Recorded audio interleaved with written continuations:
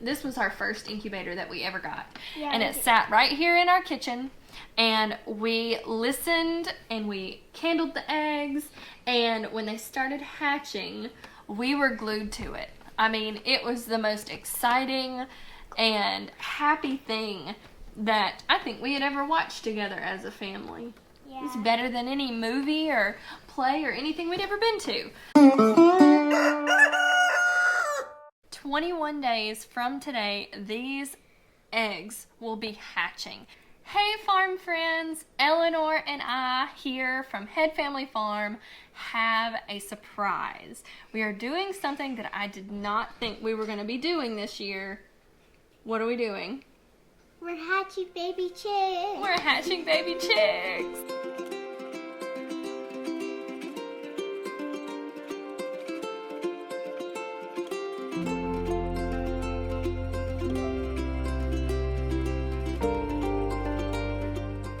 We are going to share with you how we do small batch hatching. Eleanor, can you get our incubator and bring it over?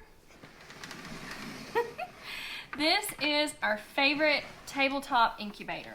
It is called a Nurture Right 360. You can get this at Tractor Supply. It is one of the least expensive but reliable temperature-wise incubators that we have found. Another reason we love this incubator is we can see what everything's happening in it. Yeah, we can see everything that's happening inside this incubator. I'm going to pick it up. So I love it because it has this clear top. And we have done hatching projects in schools where they rent our incubator and we supply eggs and the kids get to see them hatch and then we take them back. And it's wonderful. This was our first incubator that we ever got. Yeah, and it sat right here in our kitchen, and we listened and we candled the eggs, and when they started hatching, we were glued to it. I mean, it was the most exciting and happy thing that I think we had ever watched together as a family. Yeah. It's better than any movie or play or anything we'd ever been to. Watching life come into the world this way. So it's got that awesome clear dome top, and it holds temperature and humidity really well, and it circulates the air to give an even temperature throughout. Now, inside of it, the whole clear dome comes off, and we're going to be careful with that. But inside of it, it has an egg turner. This is the egg turner, and it comes off as well. And then it has, this is something that we add to it. Gotta be able to pull this up out of here. So we have our egg turner.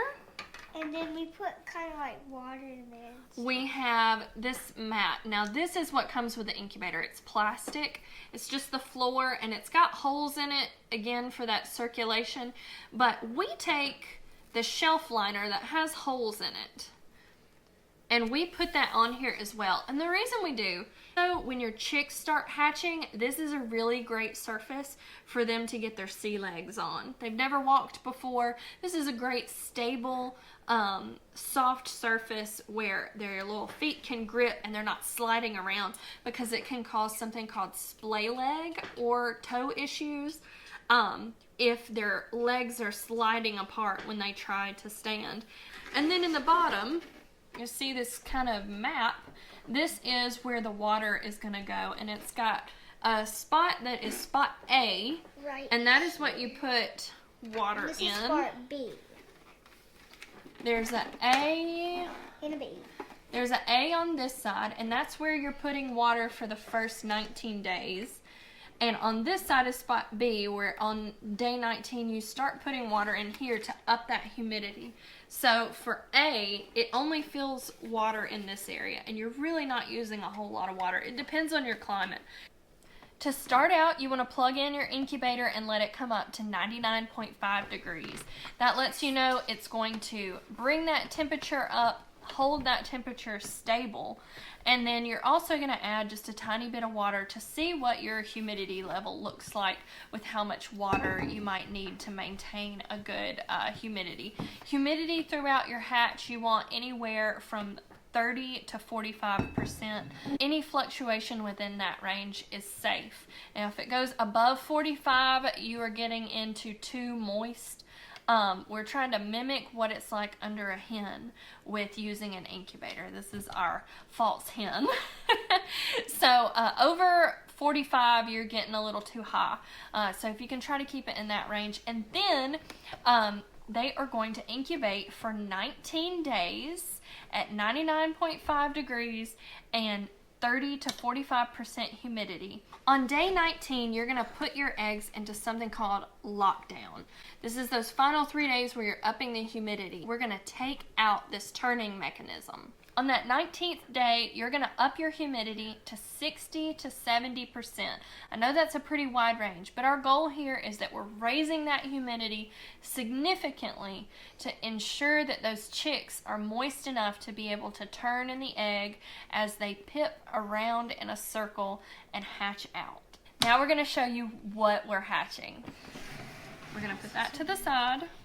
We are hatching beautiful black copper marrons eggs. Now, black copper marrons, they are from France, and the correct pronunciation is marrons because they are from Marans, France. But they are a beautiful breed that gives you those dark chocolate eggs. If they have been bred for egg color, they give you those beautiful chocolate eggs. We get asked about them all the time.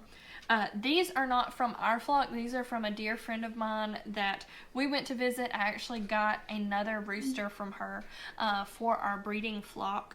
Now the other eggs that we're hatching, they are for Eleanor. Yeah. Yes, they're silkies. How did you not realize that? Yeah, we're not going to pick them up. I know. You help me unwrap them. These are our shipped eggs. Now the black copper marrons we picked up local, I expect a really, really good hatch rate out of those, around 90%. And these are a little bit older. These are actually a week or a little older than a week old because they came through the post office and we have waited to put them in the incubator.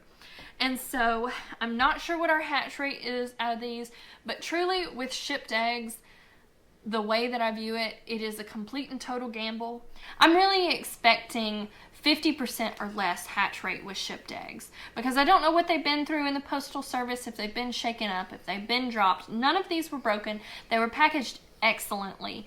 And I have hatched from this breeder before and have gotten anywhere from 75 to 50% hatch rate. So really good hatch rates for shipped eggs. So if you're going to order shipped eggs from somewhere, order more than you want to hatch to give yourself those better odds at 50% hatch rate. These are silky eggs. They are little cream colored eggs, and what is going to hatch from them are silkies that will be chocolate, blue, mauve, and mauve splash. And I'm super excited for those. And then we have 2 eggs that are just from a blue pen, so I think they could be blue, black, or splash feather colors. So we're gonna get these put in the incubator. Yay! All right, let's start with our black copper marrons. See, that's almost the size of it. So that's why I want to put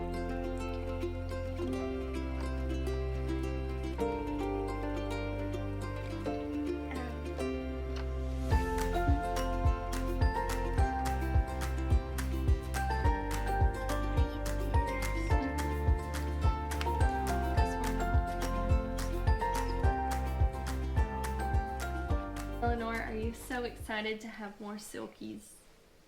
Are these all silkies or All the cream ones. Yeah. These are black copper marrons, and all of the cream colored eggs are silkies. And guess what we have outside right now? What? You remember? What do we have outside? Silkies. We have 2 broody silkies sitting on a whole mess of eggs. I think they have 16 to 18 eggs. 21 days from today, these eggs will be hatching, and that will be December 5th. So we're going to keep you updated on their development. We're going to be showing you what it looks like when something is developing in the egg or not. And we want to show you this. This is something that I made when we had our first hatch ever. Do you remember? And then we have a magnet. Yes! I made this calendar for our first hatch ever, and it's made out of a pizza pie pan from the Dollar Tree. But it is how long it takes ducks to hatch and how long it takes chickens to hatch. And it's a countdown to hatch day. It's super fun. And so that allows a visual for Eleanor and for me. And Eleanor moves the magnet every day. We've got this super cute little chicken magnet that we got. So what day do we need to put it on? This day first. Pick this day. This is today. That's day 21, and that is today. And tomorrow we will move it to day 20. Take the day we're incubating, then tomorrow we're doing 20. Yeah.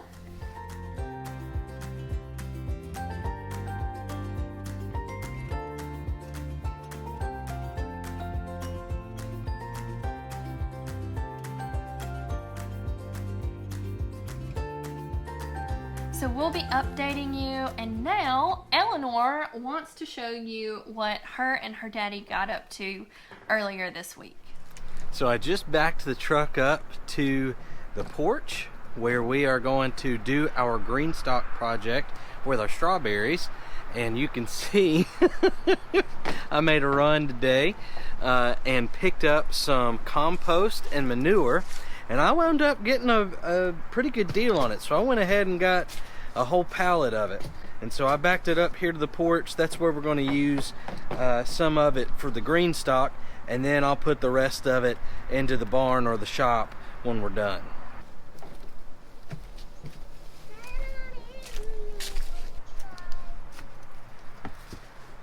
Back in July, we ordered 2 GreenStalks during the July 4th sale because it was a great sale. GreenStalk will come out with a good sale every couple of months, really, but we weren't sure if we would get a shot at at 2 GreenStalks for that price again. So I think it was buy one get one half off. So we went ahead and got 2, and we got this terracotta color. So I'm going to unbox those now. We love the one that we already have on the porch here. I just took a bunch of basil out of it last week. And there's just a little bit more and then a bunch of rosemary in it right now. But I have plans for these GreenStalks, and I can't wait to show you. So I had actually forgotten that instead of doing the original GreenStalk size like we did with that one, we chose to get the leaf planters when we ordered these 2, which is pretty cool. And I'm glad that we did that because the difference is with the original ones, there's about that much more depth on each of these. And there's 5 levels of these pots. And with the leaf, you get 7 levels. It's the same height, but you have 7 levels because the pots are shorter. And so I decided that would be perfect for our strawberry project. So that's what we're going to use these for, is our strawberries. There will be 7 tiers, and let's see, 1, 2, 3, 4, 5, 6 little potting areas on each pot. So 7 times 6 is 42. There we go. Had to think about that one for a second. So we'll be able to do 42 strawberry plants in this 7-tiered GreenStalk vertical planting tower. Compost.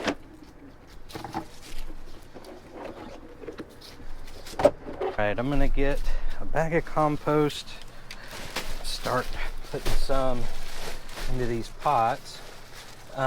If you can't lift heavy stuff, and by heavy I mean like probably 30 pounds, if you don't feel comfortable lifting like 30 pounds, you can fill one and then stack the next one on top of it and fill it. But since we're going to be planting these out here all together, I feel comfortable lifting them up and stacking them. I'm going to go ahead and fill all of them up, and we'll plant them on the ground, and then we'll stack them after we have them planted.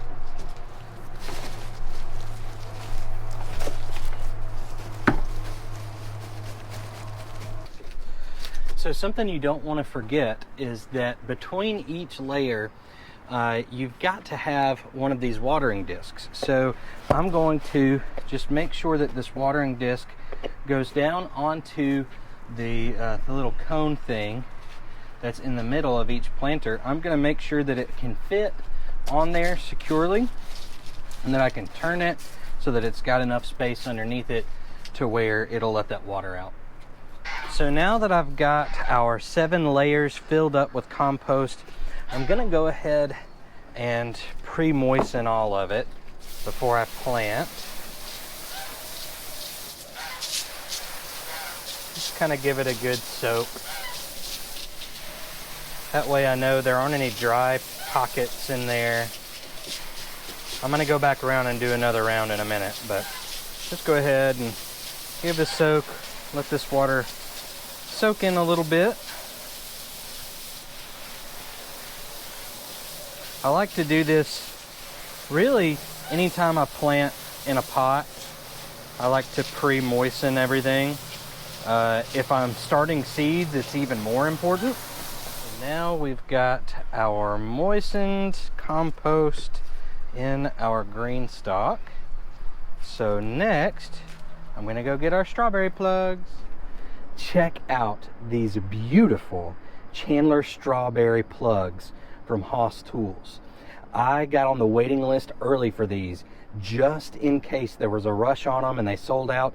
Luckily, they still had a few left even into the first week of November. But anyways, here are 50 beautiful strawberry starts, and I'm about to put one of these in each of our little pockets for our GreenStalk planter.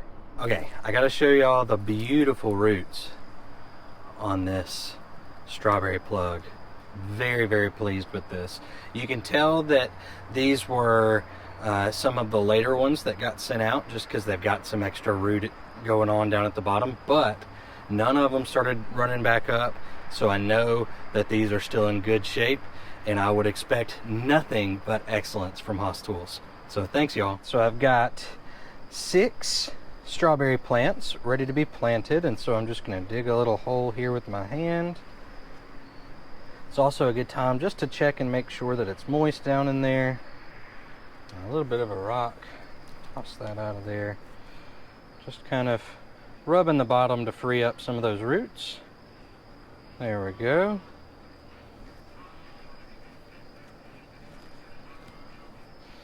And in GreenStalks, you are going to want to plant close to the rim, just because you're going to have another one sitting on top of it, just turned a little ways. So they'll have enough space to grow even if you put them a little bit further back. But I find that if you put your plant a little bit closer to the rim, you're a lot less likely to disturb it as you're stacking your planters. All right, we got 1 planter down, 6 more to go. So now we've got 10 of these GreenStalk planter sections that are ready to be stacked up and assembled.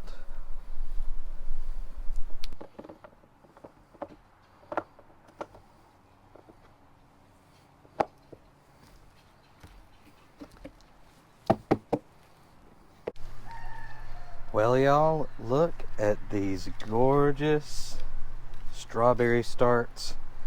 Happy, happy, happy in their new homes in our GreenStalk vertical planters.